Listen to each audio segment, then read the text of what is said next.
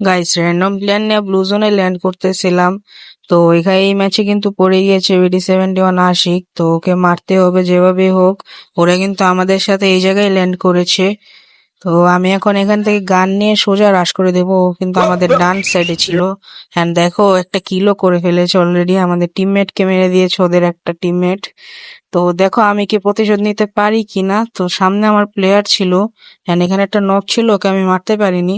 অনেক bad luck. তো পরে এখান দিয়ে দুটো প্লেয়ার আসছিল, একটা ছিল আশিক ভাই, আরেকটা ছিল ওর গিল্ডের প্লেয়ার শান্ত। তো পরে শান্ত এসে আমাকে মেরে দেয়, কিন্তু আমি আশিককে আবার ঠিকই মেরে দিয়েছিলাম।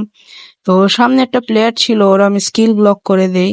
এন্ড স্কিল ব্লক করে আমি সোজা রাশ করে দিই, কারণ ইজি একটা কিল ভাই। দেখছো ভাই, একটা গুলি লাগালাম আর মরে গেল। তো পরে আরেকটা প্লেয়ার চলে এসেছিল, তো ওরেও আমি মেরে দিলাম। যেখানে আমার 3টা কিল হয়ে গিয়েছিল। তো পরে আরো দুটো প্লেয়ার কোথা থেকে যেন এসে আমাদের মেরে দেয়। তো লাস্টে একটা র্যান্ডম প্লেয়ার বেঁচে ছিল, দেখো কি করে ও। এই দেখো মারা খেয়ে গেল, তাও আবার VD71 আশিকের কাছে। ভাই ভাই যাই করেন ভাই, র্যান্ডম প্লেয়ার বিশ্বাস করেন না।